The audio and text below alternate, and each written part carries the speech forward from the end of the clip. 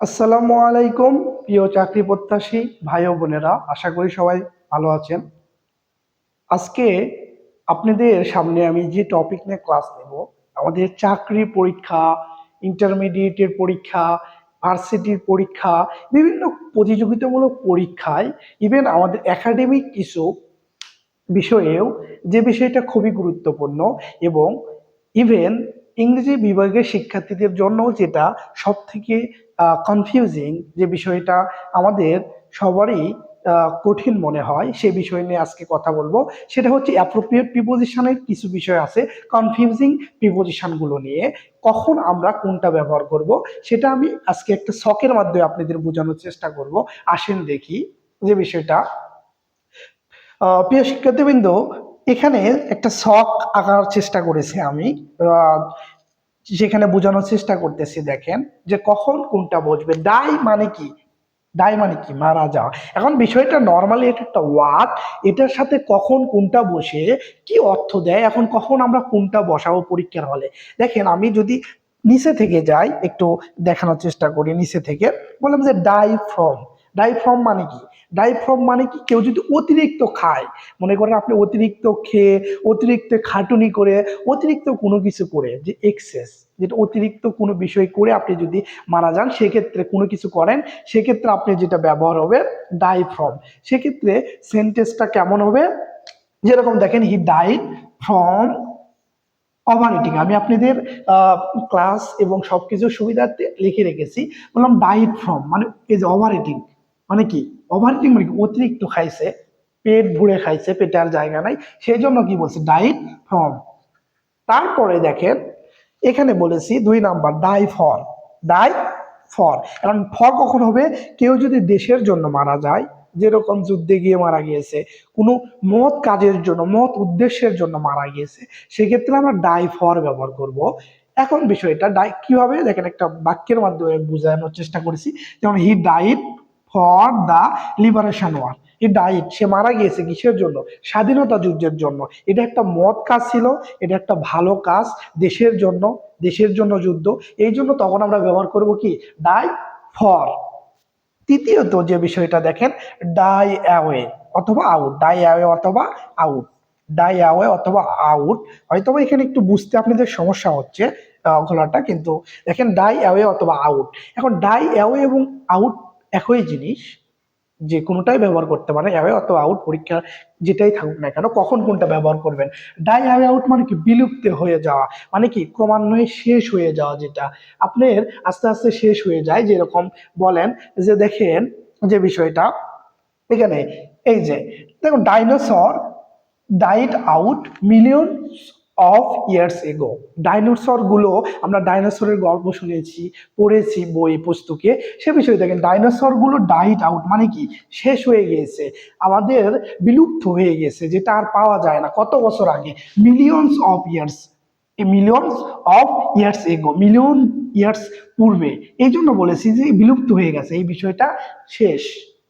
তারপরে যে বিষয়টা এখানে এসেছে দেখেন, যে ডাই, বললাম এখানে ডাইট অফ। এই যে বললাম যে die of, O double F, of, O F না, অফ। তাহলে বলুন ডাই অফ। অফ কখন ব্যবহার করব? একে একে অথবা ক্রমান্বয়ে, আস্তে আস্তে, একটার পর একটা যখন ধ্বংস হয়ে যাবে, একটার পর একটা যখন ধ্বংস হয়ে যাবে, শেষ হয়ে যাবে, নষ্ট হয়ে যাবে, তখন আমরা ডাইট অফ ব্যবহার করব। কিভাবে? দেখেন, আমি বলেছি the cattle R dyeing of. এখানে আবার ডাইং বলেছি, এখানে ডাইট বলেছি। আশা করি বুঝতে পারি, এখানে আর ভার ব্যবহার করেছি, এই জন্য এখানে আইএনজি হয়েছে। আর এগুলো পাস্ট করেছি, এই জন্য ইডি ব্যবহার হয়েছে। কিন্তু এখানে অক্সিলারি ভার্ব আছে, তো এই জন্য আইএনজি ব্যবহার করেছি। আশা করি এটা আপনারা বোঝেন বেসিক বিষয়টা।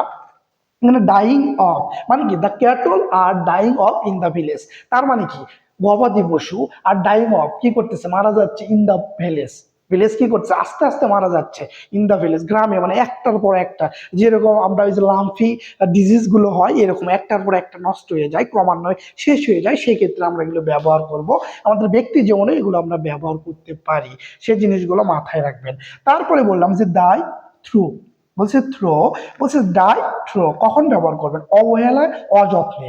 কেউ যদি আপনাকে অবহেলা করে, কেউ যদি আপনি অযত্নে রেখে রাখে, যেরকম আমাদেরকে শেষ বয়সে বেশিরভাগ মানুষগুলো অবহেলা, অযত্নে থাকে, সেক্ষেত্রে যেরকম বললাম যে দ্য পেশেন্ট ডায়েট দো নেগলেক্ট। নেগলেক্ট মানে কি? অবহেলা, অযত্ন। কেউ আপনাকে প্রত্যাখ্যান করতেছে, নেগলেক্ট করতেছে, তারা বললাম যে the patient died through neglect.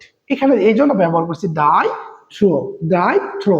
তাহলে যখন আপনাকে কেউ সেন্টেন্সটা অযত্ন, অবহেলা বুঝাবে, সেক্ষেত্রে আপনি কি করবেন? ডাই থ্রো ব্যবহার করবেন। ঠিক আছে, পরবর্তীতে আসেন die of. Die of, die of, সেটা সব থেকে বেশি ব্যবহার হয় এই জিনিসটা, আসে পরীক্ষাতে প্রতিটাতে। ডাই অফ, কেউ যদি রোগে মারা যায়, ক্ষুধায় মারা যায়, তৃষ্ণায় মারা যায়, রোগে, ক্ষুধায় এবং তৃষ্ণায় মারা যায়, সেক্ষেত্রে আমরা কি ব্যবহার করব? ডাই অফ ব্যবহার করব। যেরকম he died by cholera, he died by hunger, he died by thrust. আমি লিখেছি দেখেন, Boltu died of cancer, Boltu died of cancer. Boltu কি করেছে? ক্যান্সারে মারা গিয়েছে। এটা একটা রোগ, এটা একটা রোগ। তাহলে কেউ যদি রোগে মারা যায়, তৃষ্ণায় মারা যায়, ক্ষুধায় মারা যায়, তাহলে সেক্ষেত্রে আমরা কি করব? ডাই অফ ব্যবহার করব। তারপরে মোস্ট ইম্পর্টেন্ট আরেকটা, যেটা বেশি আসেই পরীক্ষাতে, এই প্রশ্ন এখান থেকে হবে নিশ্চিত, সেই রকম হচ্ছে ডাই বাই। কেউ যদি দুর্ঘটনায় মারা যায় এবং আত্মহত্যা করে, সুইসাইড করে, সেক্ষেত্রে আমরা ডাই বাই ব্যবহার করি। যেরকম দেখেন, আমি একটা সেন্টেন্স লিখেছি, সল্টিস died by suicide, died by suicide. সল্টিস কি করেছে? মারা গিয়েছে। সুইসাইড, সুইসাইড মানে কি? আত্মহত্যা করা, নিজের জীবন নিজে বিসর্জন দেওয়া। এই জন্য কি করেছি? আমরা ডাইড বাই ব্যবহার করেছি।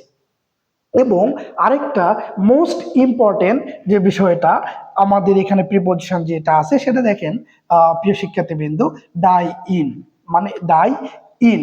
এক্ষেত্রে দেখেন, কেউ যদি যুদ্ধে মারা যায় অথবা দারিদ্রতার কারণে মারা যায় এবং শান্তি, মানে কোনো শান্তি চুক্তি এইগুলোর জন্য মারা যায়, যেরকম ধরেন আমাদের বাংলাদেশি সেনাবাহিনী থেকে তারা জাতিসংঘে মিশনে যায়, যে যদি কেউ মারা যায়, সেক্ষেত্রে আমরা ডাই ইন ব্যবহার করব।